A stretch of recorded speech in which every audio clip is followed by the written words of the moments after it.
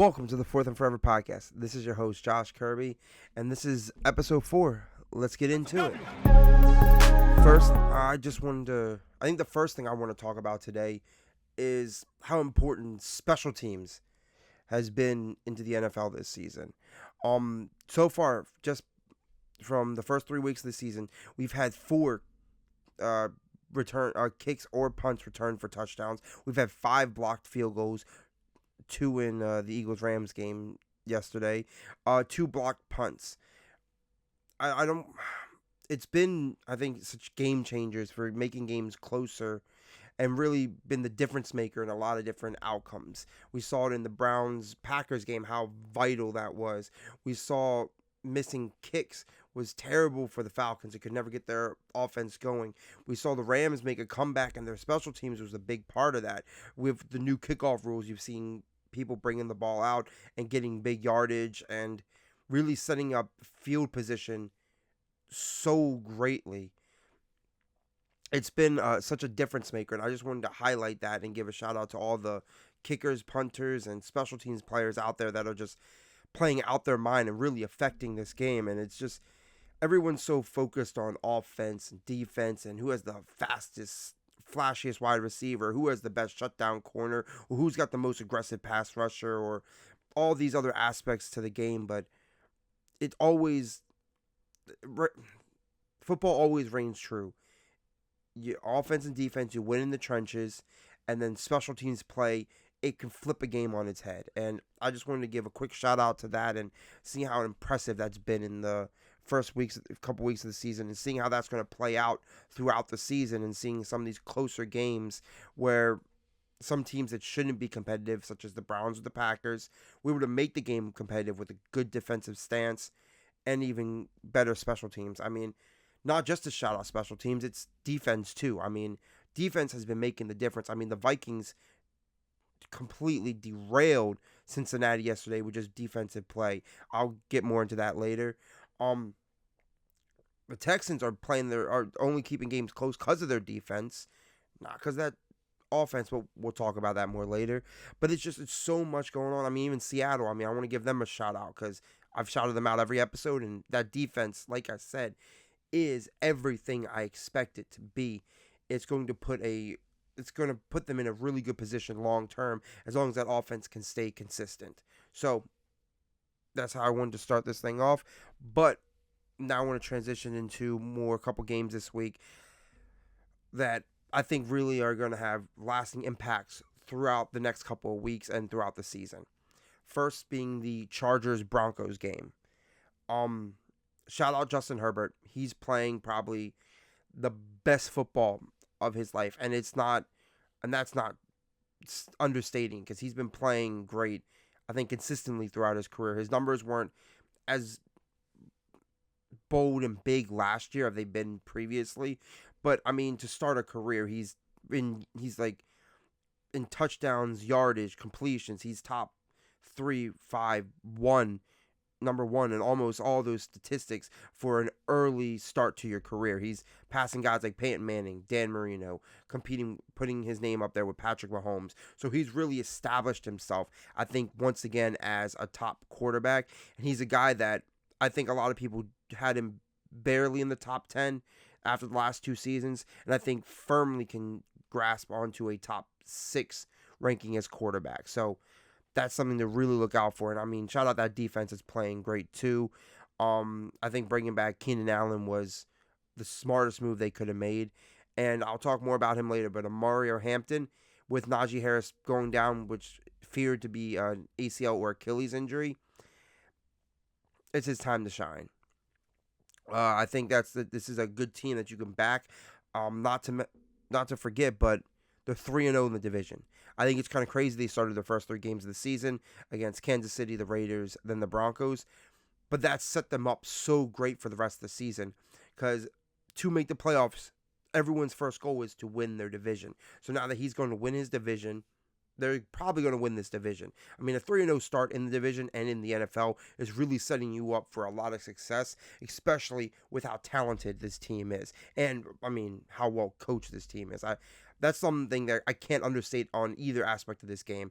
with Harbaugh and Sean Payton matchup, it's been amazing. The coaching was great in this game. My fear of the Broncos. I think their defense is good. I like Pat Surtain. I think Nick Bonito has really transitioned very well from last season to this season, still being consistent. I like Bo Nix. I don't love him.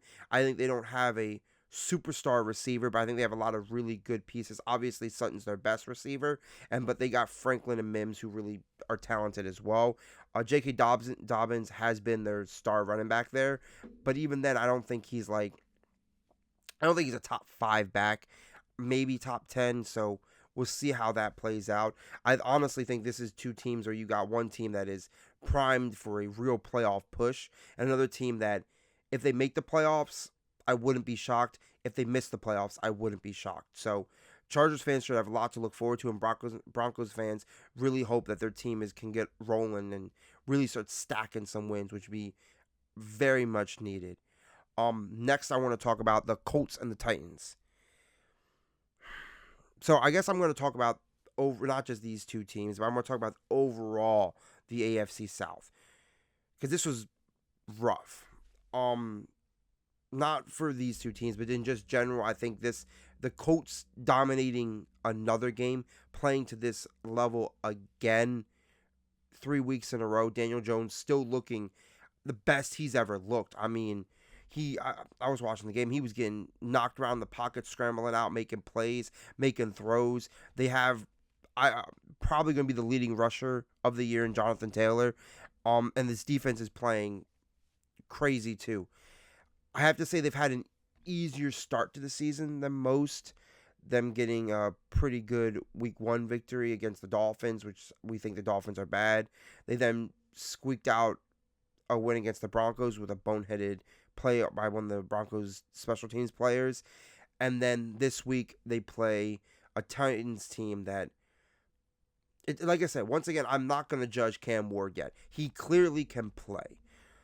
How good will he be? I'm not sure. There's just not enough pieces around him with that defense or with that offense. I think no matter how well coached that defense is, and no matter how much progression we're seeing from Ward, we're not, like I said, he can play. We don't know to what level, and we're not going to find that out until he gets deeper into the season.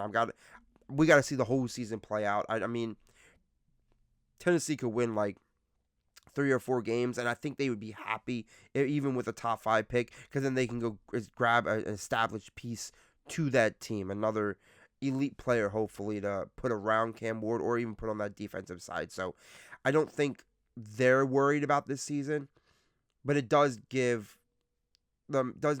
probably solidly put them in the 4th place of the division. Now, add on to that, the Colts have some real momentum. And now they have a divisional win. I think the biggest thing right now is the Texans, who I think were primed to win this division. Their offense is terrible. C.J. Stroud has no confidence. He's lost his confidence. And no matter how good that defense is, there's nothing he can do about it. There is nothing that is going there. I don't think that's just a simple fix. I think this offensive line is horrid. The receivers outside of Nico Collins aren't good or aren't being able to be used. The run game is reliant on Nick Chubb, who I like Nick Chubb, but he's not who he was 3-4 years ago. He's not the same guy. So he can't, being that consistent every down back, it's just not realistic, and it's not going to propel this Texans team to some wins. I mean, they're starting 0-3. And they lost to the Jags, and I think the Jags were trying to give away the game too. I mean, the whole time I watched the Jags and Texans, it felt like who didn't want to win. It was, if I wouldn't be surprised if at the end of the season the Colts end up winning this division and making the playoffs.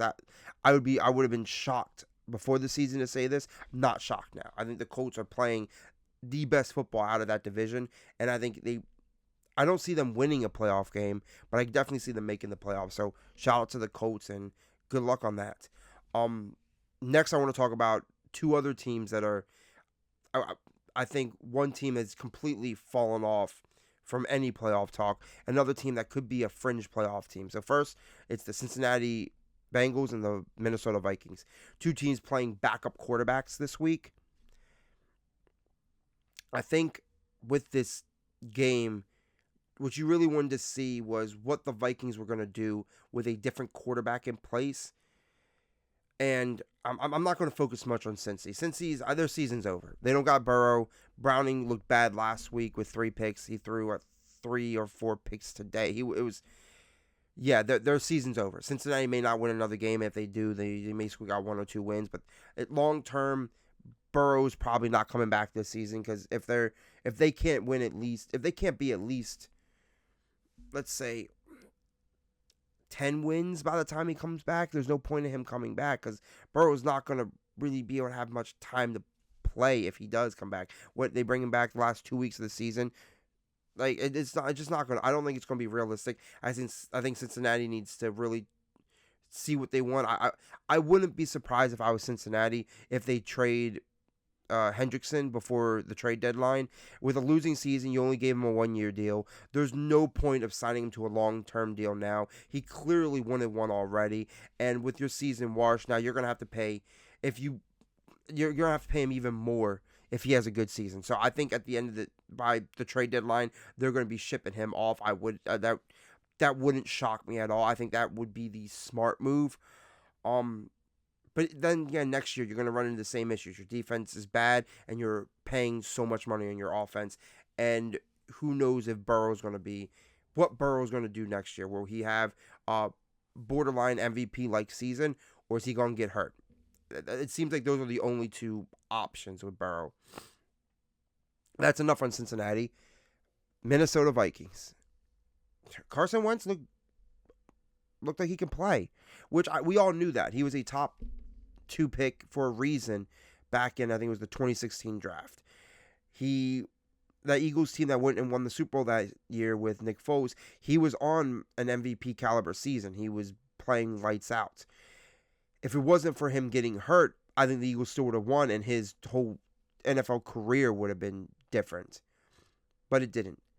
He ended up, I think it was 5 or 6 teams in his last 5 or 6 seasons. I mean, he's bounced around the league.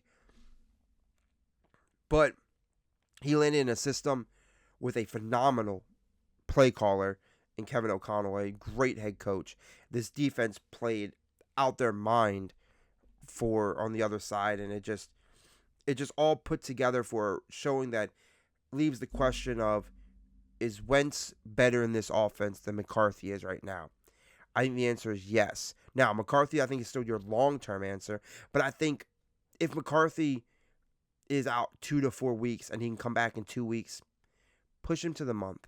Let him come back. Let him fully heal up. Don't rush him back.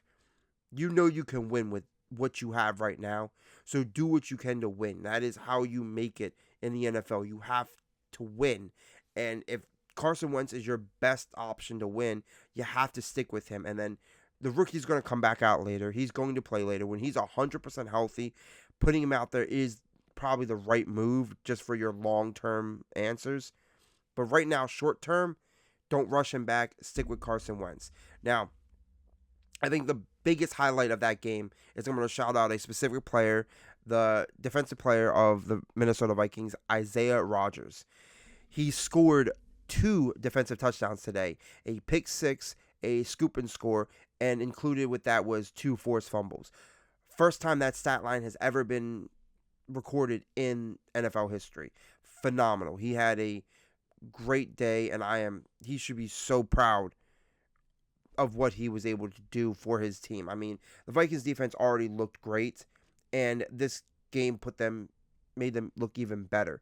I mean, like I said, defensive play has been such a key element in the early weeks of the football, and this game proved that. This game proved that more than any other game, and I will, like I said, shout out to Isaiah Rodgers, balled out, and the Vikings really should be very proud of the defense they're putting out on the field. And once again, Brian Flores, that's a future head coach again.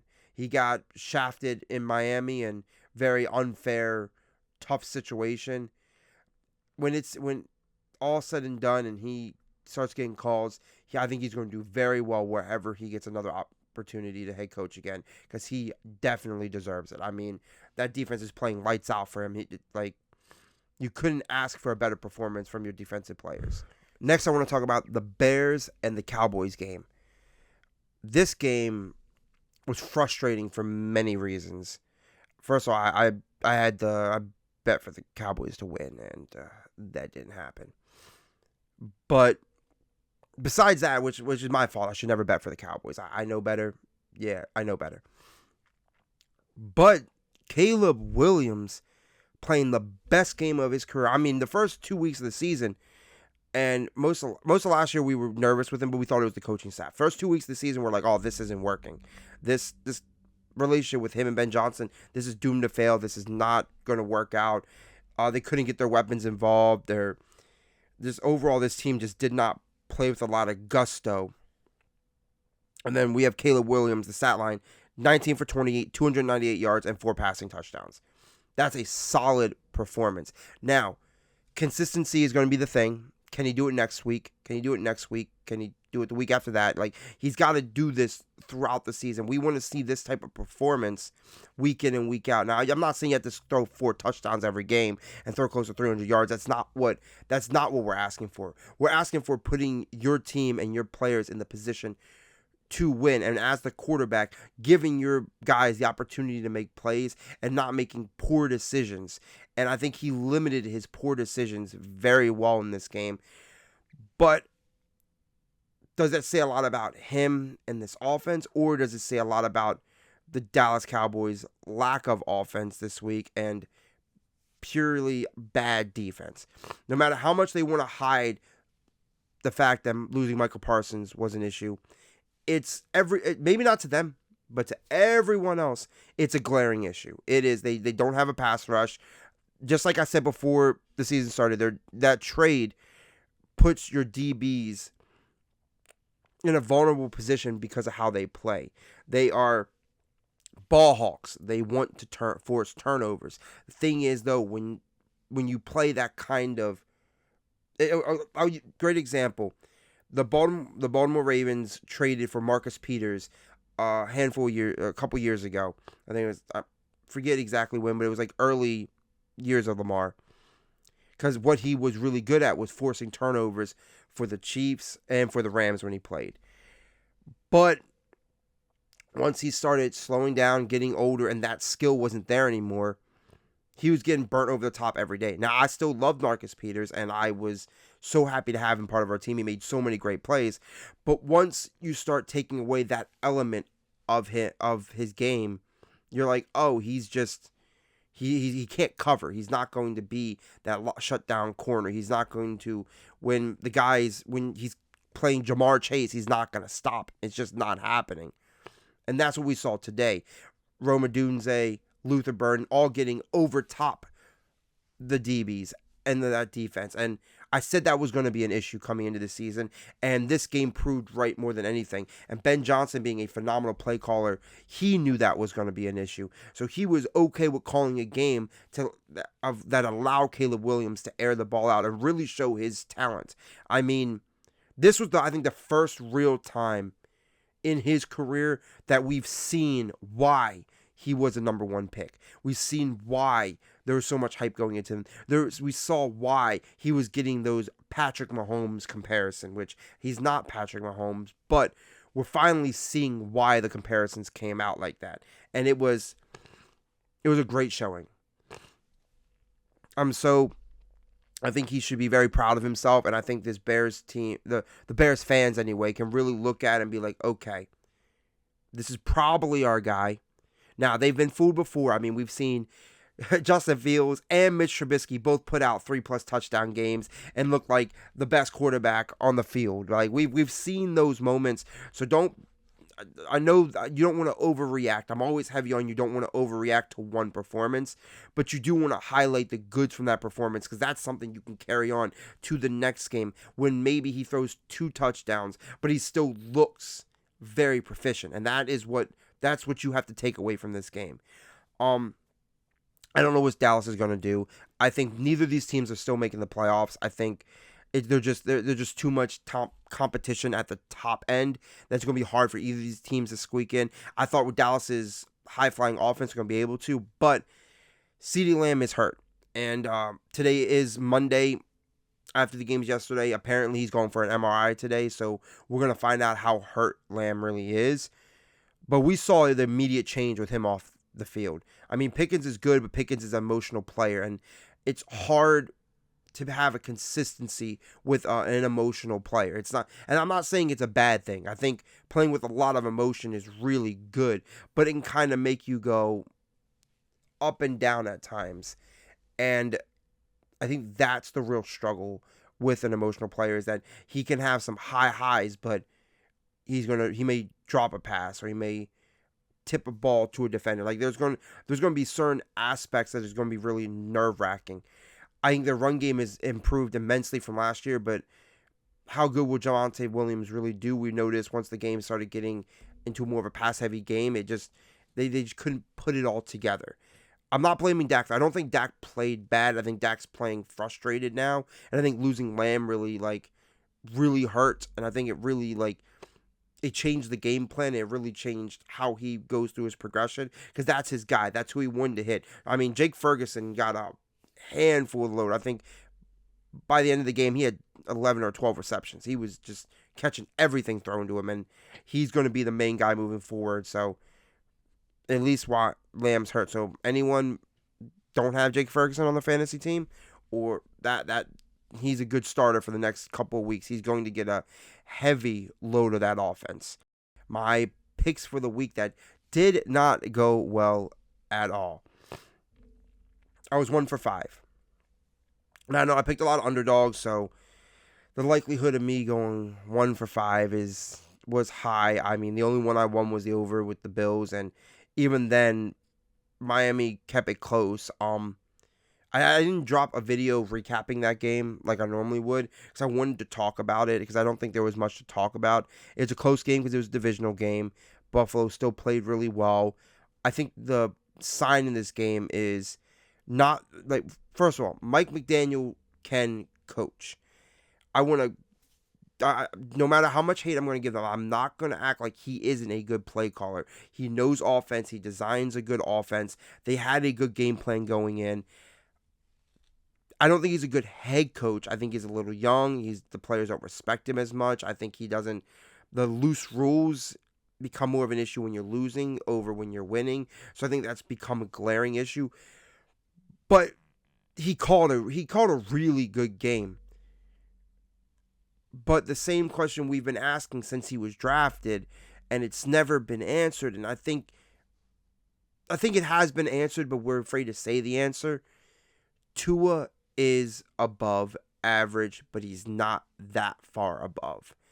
His limitations of his arm strength are widely known now.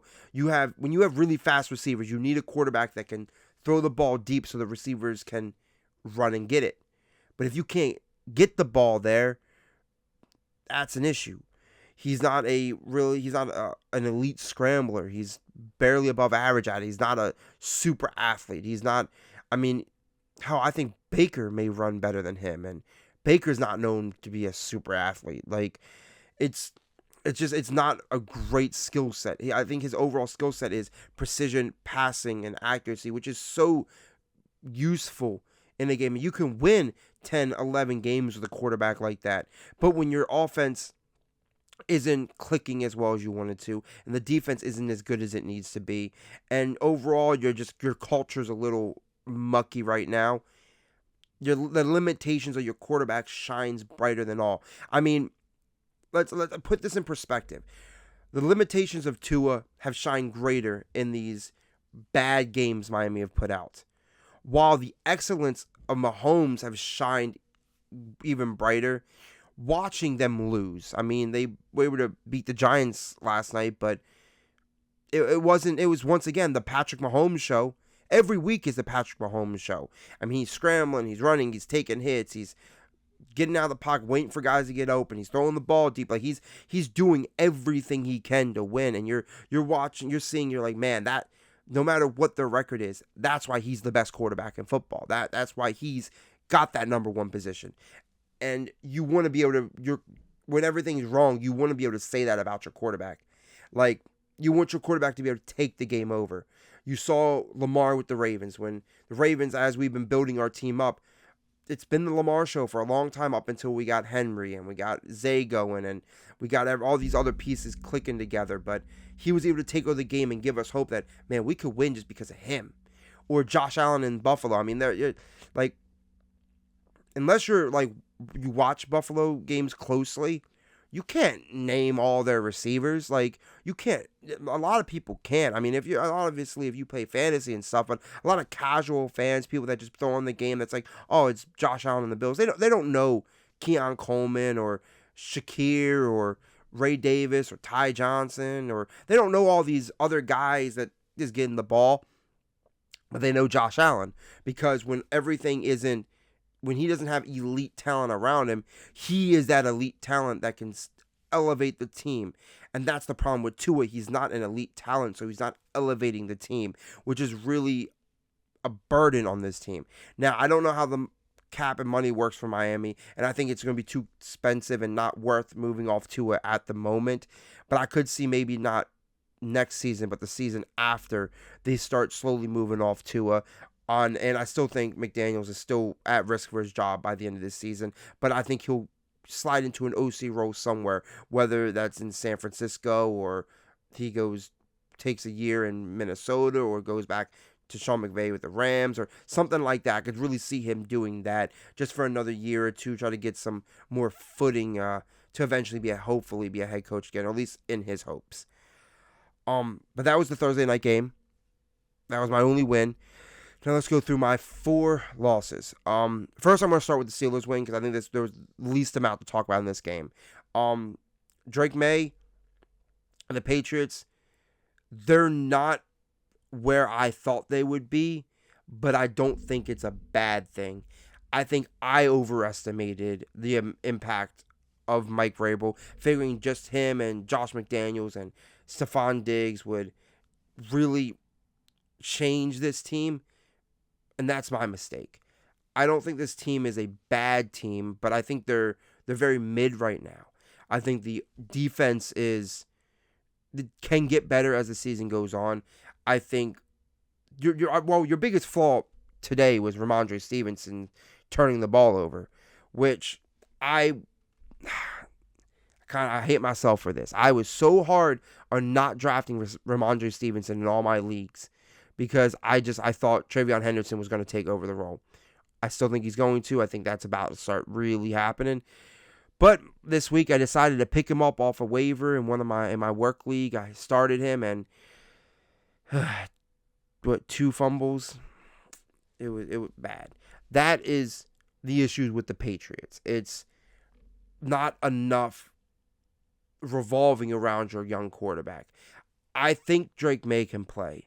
And I keep saying think because it's not all together yet. It's not all gelling perfectly. It's hard to gauge what they are and what they're going to be based on what they're putting out now.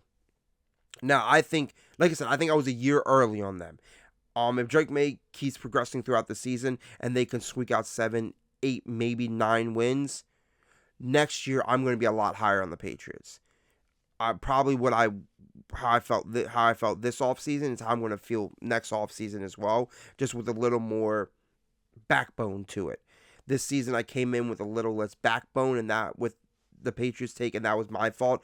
I should have been a little more realistic, but you know what? You gotta make a swing, and sometimes you miss, and sometimes you barely hit it. And I think this was more of a barely hit. Like I bunted real quick, like that. Like, but I think next year it's really gonna. I think they have the ability to really, really improve with another year, with a full year in this system. So just look out. I think look out for them next year, and I think they're still gonna be a tough out. I think this year. I think that by the end of the season they're really gonna be rolling, and we're gonna see if they miss the playoffs. We're gonna see a strong start to the season next year. As for the Pittsburgh Steelers, that defense isn't good. Even though they made plays, the defense isn't good. I think after 3 weeks we realized they aren't a good defense. They're not what they were. This team is a team that constantly was getting older, and it's showing its age more this season more now than ever. I mean, we'll have to be one of the oldest teams in the NFL. I mean, between your quarterback, your corners, your linebackers, your offensive line, like everyone's getting in that is either in the prime of their age or past their prime, and that's rough when I think they thought they were going all in this season, and I think everyone else knows they're going all in. But I think everyone else's expectations of all in and their expectations of all in is very different. They think they're going to make the playoffs and compete. I don't even know if they're going to make the playoffs. I think they're the definition of. I think these two teams define so much of what mid is. Like, they're good, they have flashes, but overall, it's not like they'll beat up on each other, but they're not going to beat good teams. Neither of these teams are beating good teams. They're not going to beat competitive. Like, Pittsburgh's not going to beat Buffalo. They may beat Kansas City just because I think they have more weapons, but Kansas City gets Rasheed Rice and Worthy back and really start clicking. They're not beating Kansas City at that point. They're not beating the Eagles. They may not beat the Ravens this season. Hell, they should be worried about that Browns defense because that team's a serious team. That, like, maybe not offense wise, but that defense is a top 5 defense. That's serious. So I think overall with these two teams, the Patriots have a lot more hope, I think, throughout the season and going into next season. When the Steelers I feel like I don't think they know what is next for them. They're hoping this season is going to shine some light on that, and I think it's not. I think if anything, it's a lot of false hope, and it's going to really crash and burn when this thing is all said and done. So, I mean, even whether they win 8, 9, or 10 games, I don't see them making the playoffs. Now, I will say, with the Texans not playing as well, the Bengals losing Burrow, the Jags, I don't see them making the playoffs. There are more playoff spots going to be open, especially if the Patriots don't make the playoffs, and then Pittsburgh getting this win can really squeak them ahead if it's close by the end of the year and win-loss record. So Pittsburgh realistically could make the playoffs, just sneaking in as a 7th seed, but they ain't winning a playoff game, and I think we all know that, and sadly, I think they know that too. Next, I want to talk about the Commanders-Raiders game. I had the Raiders to win because I'm like, you know what? You have your starting quarterback. You will have your tight end out there, whether he's going to play a decoy role or if he's going to be a proficient in the receiving game. You have a young, supposedly stud running back, and you have Max Crosby on that defense. Now, that defense is just Max Crosby, not good. Genty, I don't know if he's not the answer, but that offensive line is horrid. Geno has no time to throw, and when he does, it doesn't look good. And Genty's not, either he's not finding the holes or there aren't holes there. I think it's a little bit of both. He had one really good run yesterday, but that was it. And I feel like every week he's having one good play. He's not jumping off the screen as some of these other rookies, like I've been saying, and I think the Raiders have a good coach, and I think they know what their culture is, but its lack of talent is going to be the difference maker. And I think Geno is back to being what Geno is. Geno is average, and he's going to stay average, and he doesn't have talent around him to elevate him in that offensive line. If you have an average quarterback and a poor offensive line, you have a bad team. It's just going to happen every single time. Hell, look at the Texans. CJ Stroud is definitely an above-average player. We've seen him play at an above-average level. We've seen him play like a superstar, but that offensive line is horrid, and he can't even make up for that. And he's better. And I think everyone will agree CJ Stroud's better than Geno Smith. I think just eye test, point blank period. We all, I think, would agree on that. But I think the Raiders are cooked for this season. I think they would feel lucky to win 6 games. I think it's close to a 5 games win, maybe. But on the other side for their opponent, the Commanders, I mean, shout out to Marcus Mariota, really putting that team on his back.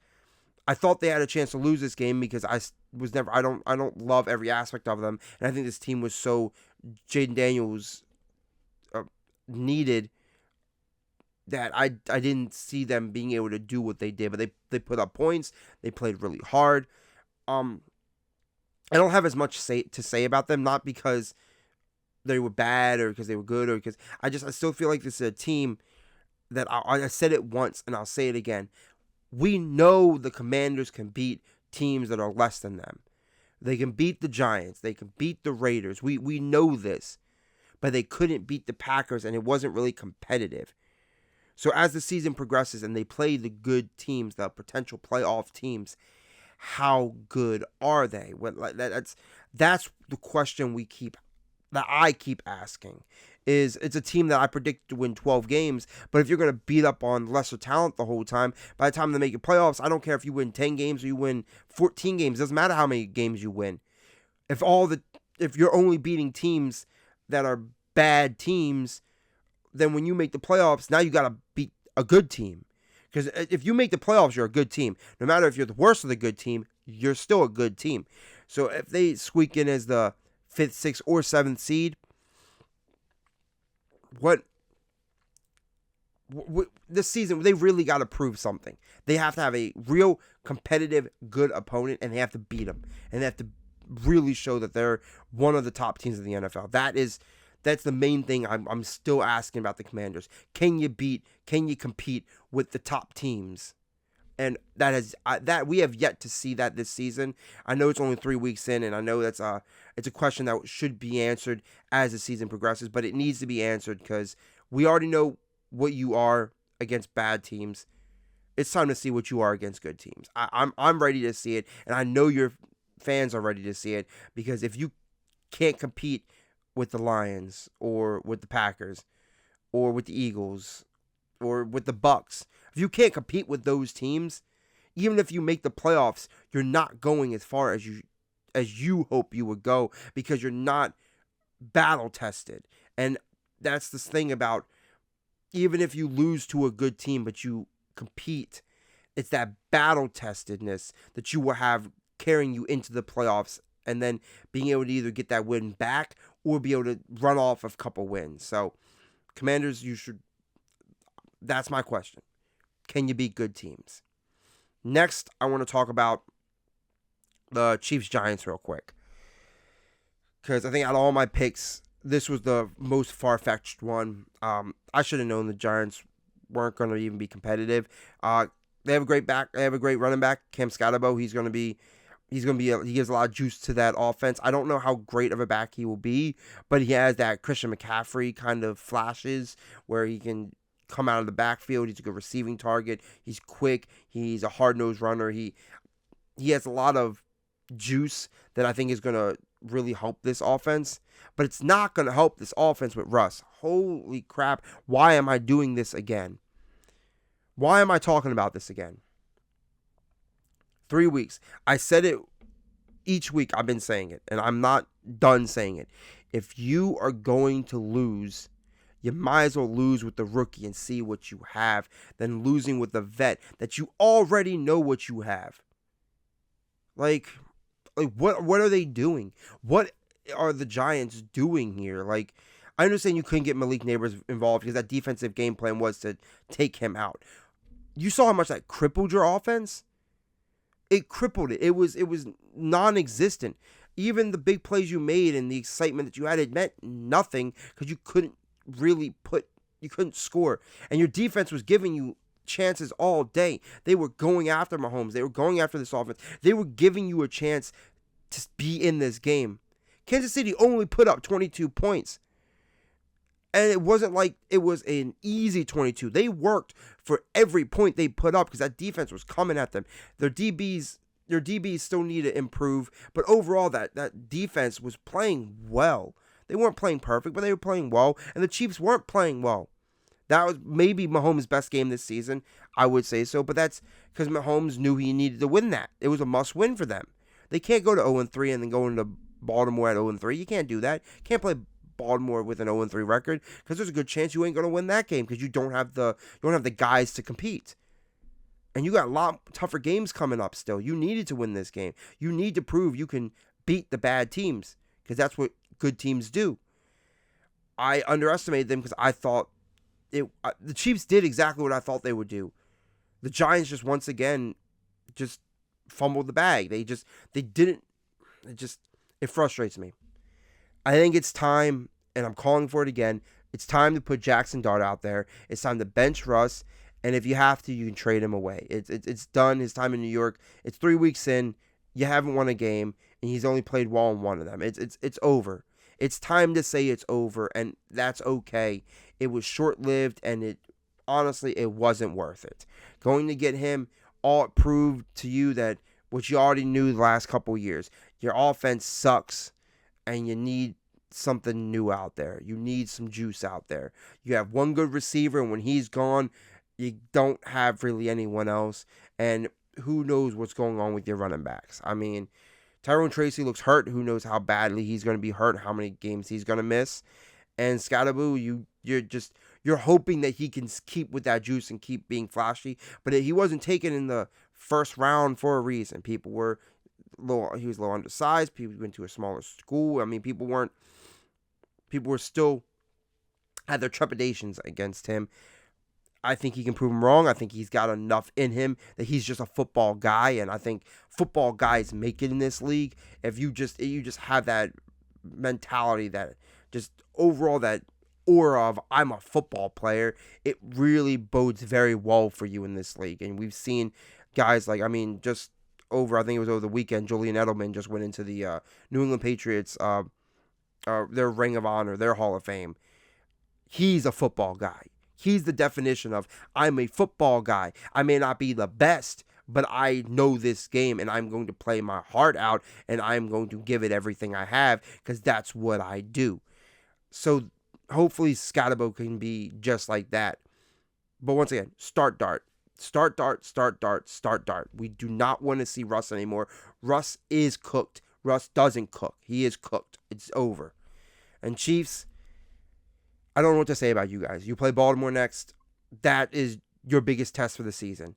Whether you win or lose, you have to be competitive. You have to get this offense going.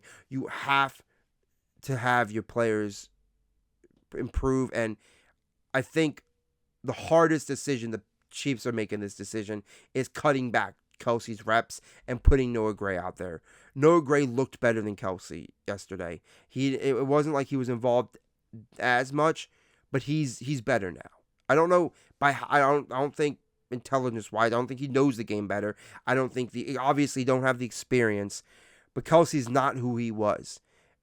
And I think this will probably be his last season, because I think he knows he's not who he is, and he wasn't last year, and he definitely isn't this year. So it's time to start retooling, re-game planning, and sitting down and saying, hey, Trav, we've been through all this. You've helped us win so many playoff games and Super Bowls. You are that guy. But right now, you're becoming more of a detriment to this offense than a safety blanket to Mahomes. I mean, the first real horrid play the Chiefs made was so simple. Mahomes was scrambling in the corner, and he pumped it. And Kelsey's just standing there, going back and just standing there in his spots. And Mahomes throws it, and they just didn't even look remotely on the same page. And you don't see that. That's not Kansas City's offense. Kansas City's offense is Mahomes is scrambling, and he's going to throw it to Kelsey, and they're going to make a play, because Kelsey, that's backyard football right there. And that was just, that play alone, I think amplifies and is very significant into what they are right now. And it's a team that really needs to get things going and get things on track, because your Chargers are 3-0 in that division. They are primed to win that division.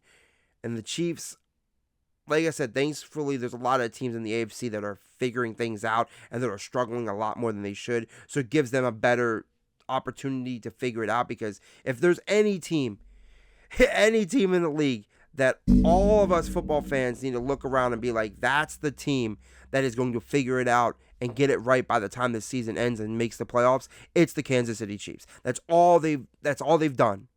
They've done it since Mahomes and Reed has been there. We know that they are probably going to sneak into the playoffs, but they should still be taking it slowly and be very smart and tactical how they play out this season, because you can't just keep stacking losses and only beating teams like the Giants, because then you're just going to be like the Commanders and people are going to ask the same questions. Can you beat the good teams? So we'll see how that plays out. This will transition to two very good teams that are both, in my opinion, going to win their division and make the playoffs. Look, maybe the Rams might not win their division, but yeah, it's the Eagles-Rams. I chose the Rams to win. Rams should have won. Really pissed me off that they couldn't get that victory done. But, I mean, shout out to Philly. They played their hearts out. Like I was saying, though, Rams maybe can make the division. I think they could maybe win it. I think it's a tough division again. I do want to just say, I've said it every episode, that division's so hard to pick. I mean, even today, San Fran and Arizona, there was a snooze fest of a game, and San Fran may have won it, but Arizona was competitive the whole time, and then Seattle's defense is insane. And then you got the Rams, who I think played such a great game, and literally the Eagles just never gave up. I mean, how often is it happen in the NFL that you get 2 blocked field goals in a game to just seal the game, just put it out of reach? It was, man, I just felt bad for the Rams. I don't know if the Rams could have done anything different to win that game, and that is actually a good thing for the Rams, is they can look back and be like, okay, we played well, we did what we had to do, and it was 2 funky plays that doesn't happen in the NFL like that. I mean, I can't tell you how many times I've sat and watched 2 block kicks in the same game. It doesn't happen that often, especially not by the same team. So shout out. And this goes back to my point of special teams. This was the game changer. Special teams changed this game. Those block kicks changed the outcome of this game completely. It put Philly ahead and allowed Philly to move on, being 3-0, and it gave the Rams the first loss of their season. And it's not a bad loss. The Rams can look at that and be like, okay, we can take this and still move forward with this, and we can still keep our season alive. Like, it's not a end of the world kind of loss. Like, this is what the Rams and the Eagles did, is what you want from these other teams that are trying to figure out how good they are, such as like the Commanders. Like, this is what you want. You want 2 good teams competing until the last seconds of the game, and you're looking at that, you're like, man, both those teams are good. Both those teams have great potential this season. So I don't really want to say too much on these 2 teams. I think we all know where they are. They're 2 teams that I think are playing for not regular season victories, or I would say regular season awards. Like, you don't got, I don't think Jalen Hurts is going for an MVP. Matt Stafford don't give no crap about no MVP right now. They're both playing for the playoffs. They want to make the playoffs, and they want to go win a Super Bowl. I think that's what both these teams are really thinking about. And I could see either of these teams represent the NFC. Especially after that defensive performance the Browns put against the Packers. It kind of brought the Packers back down to reality a little bit. Even though I'm still high on the Packers, I still think they're a great team. But it really shows that they aren't a perfect team, and that even they may not be the best team in the NFL right now. That stomping was pretty huge. Today's Monday, like I said. I'm going to the Ravens game tonight, so I get to see live how good those 2 teams are and see if one of those teams may be the best team in the NFL, or if Lions might be better than the Packers, or they might still figuring it out. But either way, we got some real competition in the NFC, and Eagles, Rams, Lions, Packers, they're probably that's the top echelon right there. I think those 4 teams, and outside the Bucs in there too, those are the top teams. So it's going to be really nice to see how it plays out for each of those teams. And well, those were my picks for the week. And well, like I said, I went 1-5. That hopefully I'll do better next week. That crossing our fingers. This week compared to the other weeks, I think there was a lot of unknowns in week 1 and week 2 because we're still figuring out the season. But when we're week 3, and I think we're really starting to see the season really start taking form. We're starting to see, okay, these teams are good, these teams are bad, these players are going to leave an impact, these players might not. Injuries are starting to happen, so you're starting to see some teams' stock drop a little bit or raise up a little bit. So it's week 3 was a very telling week, and I think it's going to make week 4 even more exciting because who knows what's going to happen. We got a great Thursday night game this week. It's the Seattle Seahawks taking on the Arizona Cardinals. Either team to win that game. Once again, me with the NFC West. Like, what are they? What are these teams? These teams are all competitive, and they're all gonna leave their mark. I mean, I could see Seattle coming out there having a dominant defensive game and winning it, but I could also see on the flip side Arizona coming out and playing a great game and getting a win themselves. So that Thursday night game is going to be really telling for that division that I think is a division to closely monitor all season. But I want to end the podcast with, I would say, 5 players to look for, lock up, pick up waiver wires, trade for, do whatever you can to put them on your fantasy team this year. Because with some injuries and some rising of some stars, I think these 5 players are going to be very impactful to your fantasy season. And as being a fantasy player, I'm in 5 leagues. I'm watching them very closely. Not doing as well as I would like to start the season, but I never start the season in fantasy football very well. What my strength is always in the waiver wire, is the adding, and it's even though drafting, it's overreaching in players that may not perform weeks 1 through 4, but are going to perform very well throughout the season. So number 1 on my list easily is Emeka Egbuka. Mike Evans got banged up in this game. McMillan's already hurt. Godwin still ain't back yet. He's their number 1 target, and he is I've been singing his praises since my first episode. He's my pick for Offensive Rookie of the Year, and I think he's just showed it again. I mean, he was hurt all last week, and he barely practiced. And he came out there, and he looked great. He made a phenomenal one-handed catch on the sidelines, a great another catch on the other sideline. Like, he is showing that a really valuable, reliable target for Baker, and he's going to get a handful of that volume in the next coming weeks, especially depending on what the injury to Mike Evans is and how serious it is. So definitely look into him. Number 2, I got Omario Hampton. Najee Harris went down, like I talked about earlier. It was either ACL, Achilles, I'm not so sure, but I'm sure we'll get the reports officially out today. He's going to be their main back. He's going to be out there a lot, and we saw a lot of what he could do, his flashes throughout the Chargers-Broncos game. He was catching balls out the back, running, coming out the backfield, catching some passes. He was really being very utilized as a utility back, being able to do a little bit of everything. And I think that's something it's going to keep going as they move forward. It's going to be a very valuable piece of that offense. That's someone that Harbaugh loves to run the ball. So that he's going to get a fair share of carries, and then in short yardage situations, they're going to trust him. So that's something to really look forward to. He could really impact your team long-term in the fantasy season. Next, I got Trey Benson. I think this is an obvious one. I think people have already picked him up after the last 2 weeks of him looking like him and Connor were sharing a lot of reps. But James Conner is probably out with the season with a terrible ankle injury. I was watching that it looked bad. Like, as soon as it happened, I was like, oh man, bro's hurt. Like, that's probably the season right there. They wouldn't even replay it at first.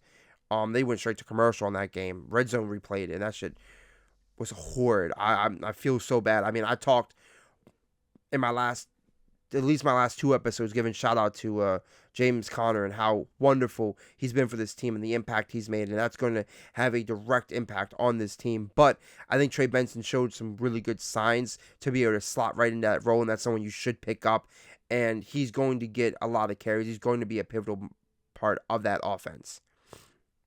Next is Travion Henderson.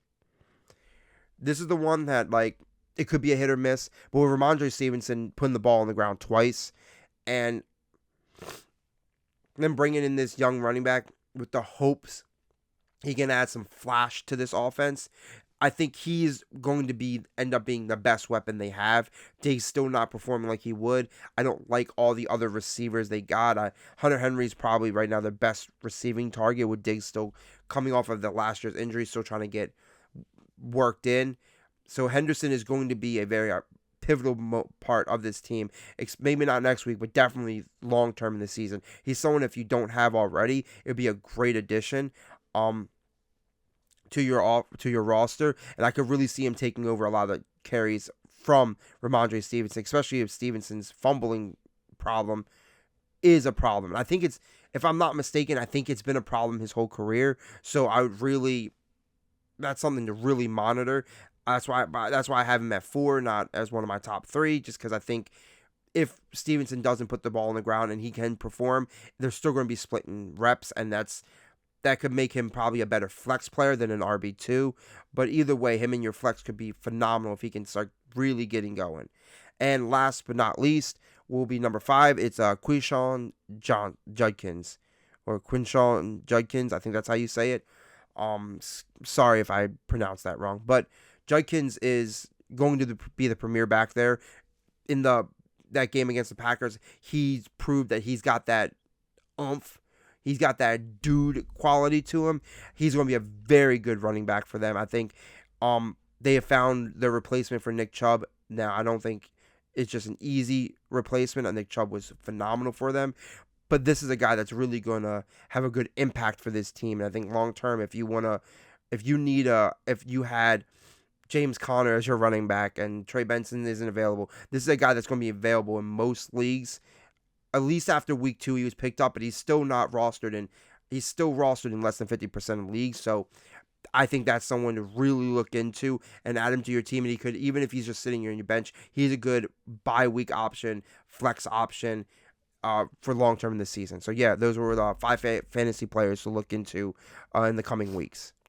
And honestly, I feel like this was a short episode. I think a lot of cool things happen this week, but I think overall, like I said, as the season goes on, a lot of things are coming into form a little more. So the specific topics to talk about, I don't have to go always in length to them, because I want you all to also develop your own opinions and watching the game. And like I keep saying, subscribe, drop some comments so I can engage with each and every one of you. I'm so excited to go to this Ravens game tonight. So hopefully I'll get some of the editing for this done today and can get the podcast out and then by tomorrow, or at least by Wednesday, Thursday morning, something like that.